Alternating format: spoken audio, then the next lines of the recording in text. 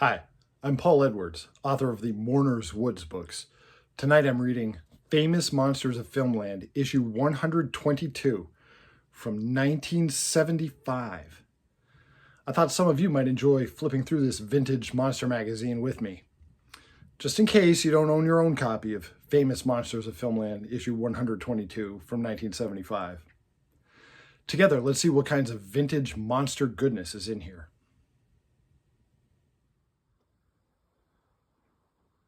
When you look at the cover of Famous Monsters of Filmland, issue 122,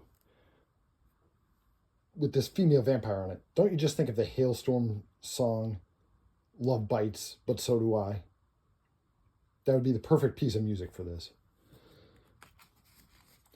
All right, so this issue, they're really promoting an upcoming Famous Monsters convention in which the guest of honor is Ingrid Pitt. November 7th, 8th, and 9th, 1975, in New York. Should we go? Did you go? Or have you been to any Famous Monsters conventions? Let me know in the comments. But we'll see what they're doing to promote the convention in here. We got Lon Chaney Jr. in Man-Made Monster. Yikes. Oh, a lot of fans who wrote in to get their picture published got their wish this month. I like the ones that instead of just sending their picture in, they do something with makeup and try to get in that way. They've earned their place here. You know, that's pretty good. All right, so what do we got in the contents here? Nice. Oh. Okay. All right. Good selection of monsters here.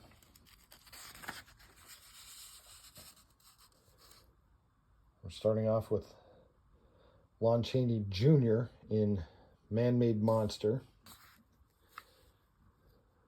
Incidentally, this issue, the pages are very loose at the binding. In fact, some of them are completely loose.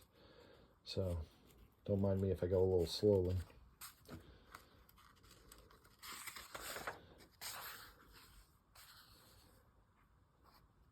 You know, where do mad scientists get these slabs that have straps on them that can fit a human frame? I mean, do they order them custom built? Because all the mad scientists seem to have them.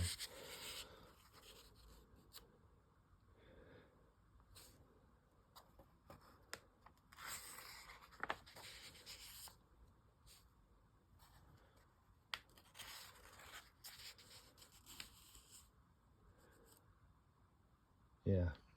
So Lon Chaney Jr., there's an ongoing discussion about whether he was as such a great actor or not. I have always said that he was a good actor when he stayed in his lane and did certain kinds of roles. And this was a role that was perfect for him. Just sort of a regular everyman. Lionel Atwill, of course, is the mad scientist in this one.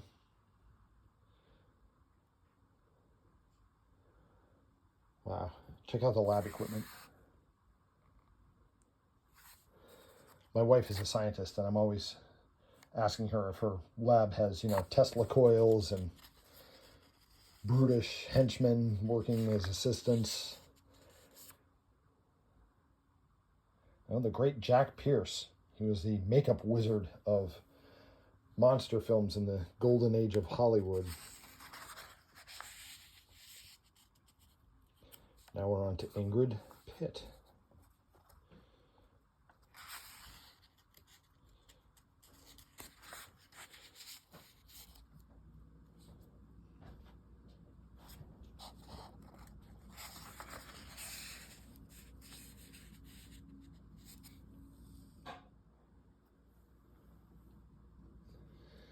Always good to see a scene from Horror of Dracula.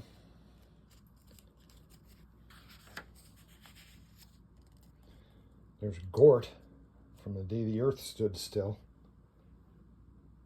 Oh, now I love pictures like this. Vintage pictures of movie theater marquees when they were showing some of these films, you know, in first run or at least early runs. Frankenstein meets the Wolfman. Sometimes in big theatrical promotions, they would have figures of the movie characters, like a big Frankenstein and a big Wolfman, that sort of thing.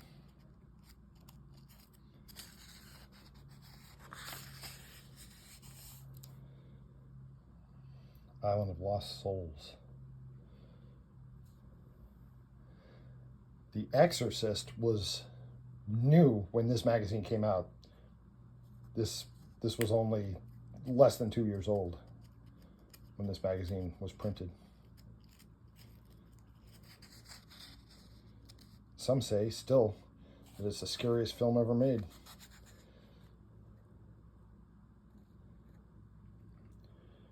Frederick March in the somewhat forgotten 1931 Dr. Jekyll and Mr. Hyde.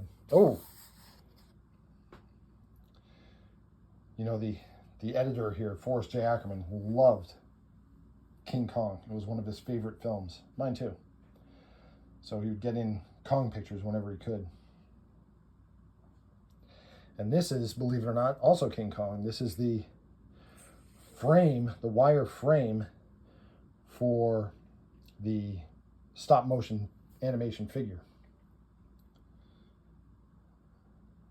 Oh, well, see, now this is from some people's favorite horror comedy, but this is from my favorite horror comedy, Abbott and Costello Meet Frankenstein.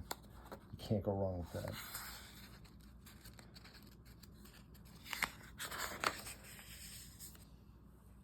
Oh my gosh.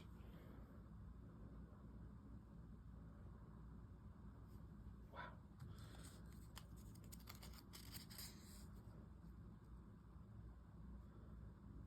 It's a great shot of Lon Chaney Jr. as the Frankenstein monster.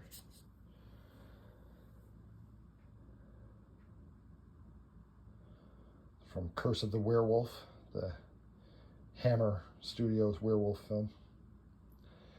There's old Igor in Ghost of Frankenstein, making his devilish plans without the knowledge of Ludwig Frankenstein, played by Sir Cedric Hartwig. Oh my gosh. Well, there's the shock ending to Todd Browning's Freaks. So if you haven't seen the movie, it's kind of a shame that they didn't give you a spoiler warning or something. And now it's time for the crazy ads.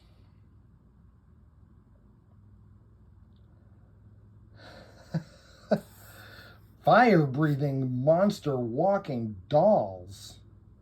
Whoa. How could you not order those? Lagoon Creature, King Kong, or Rex Dinosaur?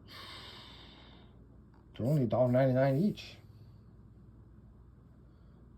Well, no matter which one you pick, you can't go wrong.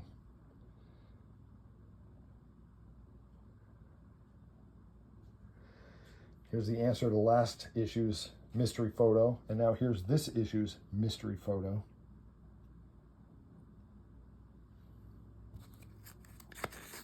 See what I mean about the magazine coming loose, some of the pages coming loose? That's completely detached.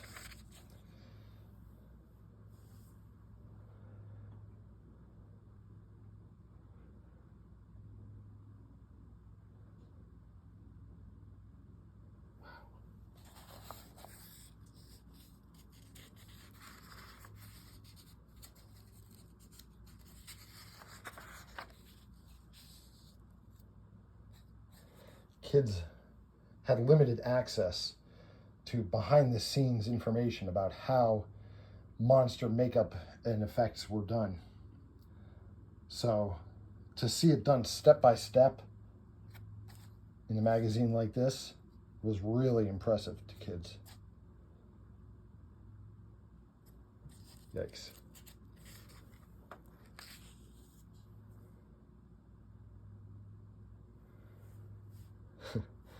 I've already told a friend of mine that if they ever make a movie out of one of my Mourner's Woods books, that I will give her a cameo appearance as a banshee. This is the way that the transformation would be done. I'm not sure if she knows what she'd be in for.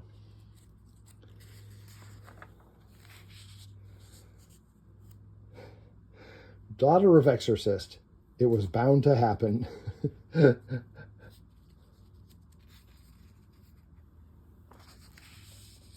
You asked for it. Readers would request pictures of certain monsters or certain actors, and hopefully the magazine would print them for you. A little Star Trek action in here too, I see.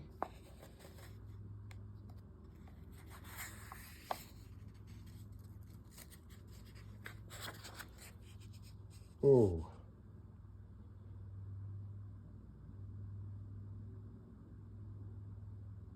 Oh, this is from Blood and Lace. Here's Peter Cushing. This is a publicity image that I've never actually seen before. A publicity image from King Kong Escapes, a Japanese King Kong movie.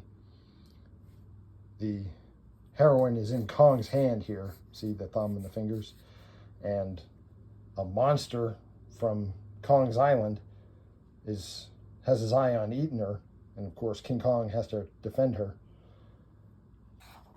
This is not an actual frame from the movie, but it's a really good publicity picture, and I'm surprised it doesn't come up more often. I always loved Gorosaurus.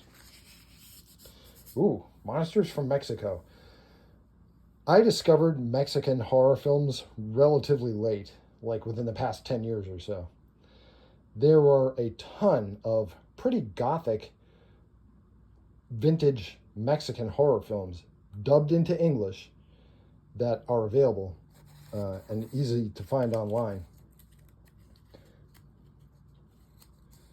There's a lot of vampire ones. There are some zombie ones, witch ones. There's a series of movies about the Aztec mummy. And then sometimes the Mexican wrestling heroes, the luchadors, would fight against classic monsters like Dracula and Frankenstein. Oh my gosh. Some of these Mexican horror movies are wild.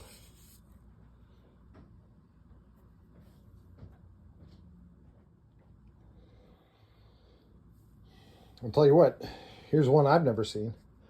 Autopsy of a Ghost. Now I'm going to have to look that up.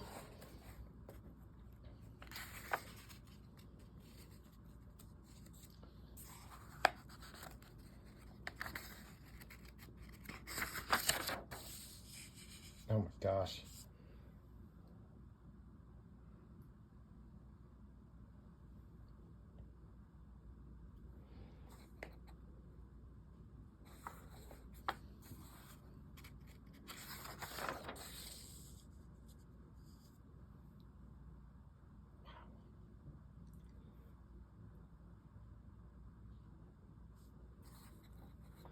This is a Mexican adaptation of Dr. Jekyll and Mr. Hyde called The Man and the Monster.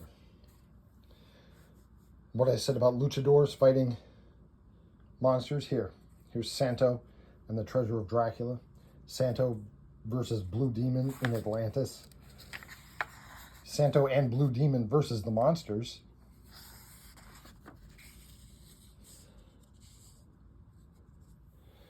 Here's where you can buy more goodies.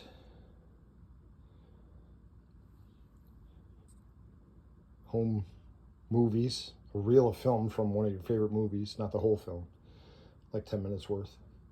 LPs. Monster puzzles.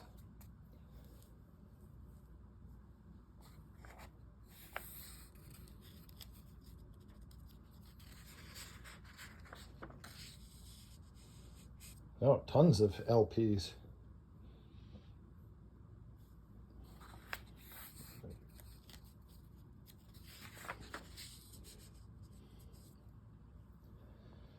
Of course, this is 1975. Of course, they've got Planet of the Apes merchandise.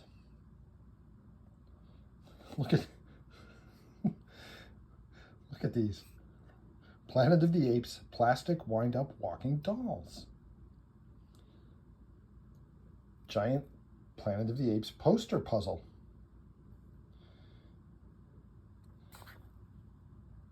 See, now I can understand the action figures. There's Caesar, there's Zira. I get that. But some of these things... Okay, paperbacks, that makes sense. A novelization of the movie. But in what world? Well, they could put Planet of the Apes graven image onto just about anything in the first half of the 1970s, and kids would buy it.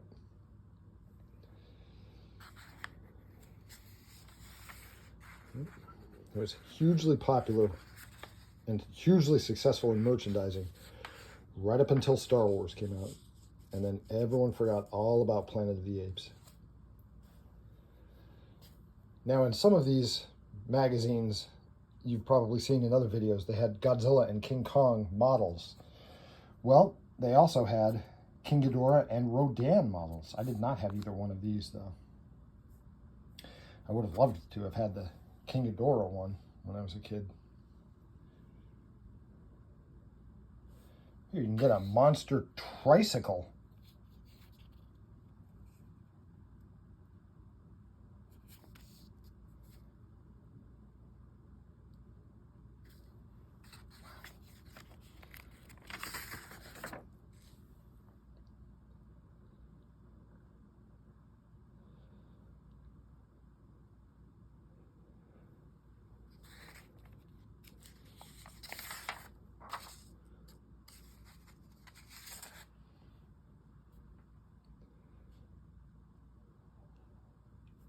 Yeah, I love the monster masks. You can tell it would be a good monster mask if they actually ran the photograph of it. If they just gave you like an artist's sketch of the monster mask you were getting, that sounded very suspicious to me. That didn't sound like something good.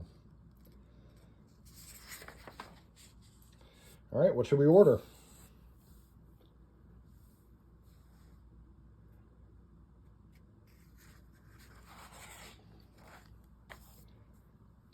All right, 1975, Famous Monsters Convention.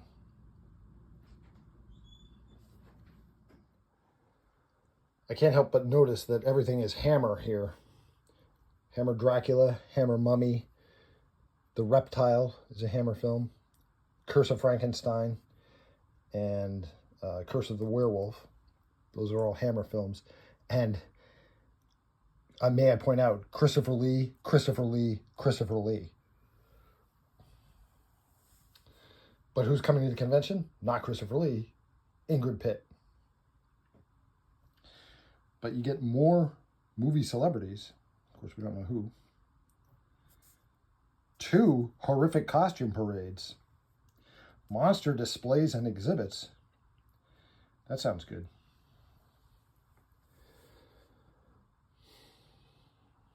Well, I bet it was a lot of fun. Listen, if you enjoy classic monsters and vintage horror, you would love my book series, the Mourner's Woods books. I've written a series of novels about a haunted forest. Each novel has a completely new cast of characters entering Mourner's Woods and encountering various spooky threats, monsters, ghosts, banshees. But the greatest threat that any character has to deal with, almost invariably, is the friends who hiked here with him. Because betrayal is a real problem in Mourner's Woods. My books capture the feel and vibe of 20th century horror films, but in printed form, of course, and set in a contemporary setting. My name is Paul Edwards. My books are the Mourner's Woods books. Thanks for taking some time to look through Famous Monsters of Filmland, issue 122 with me. I'll see you in Mourner's Woods.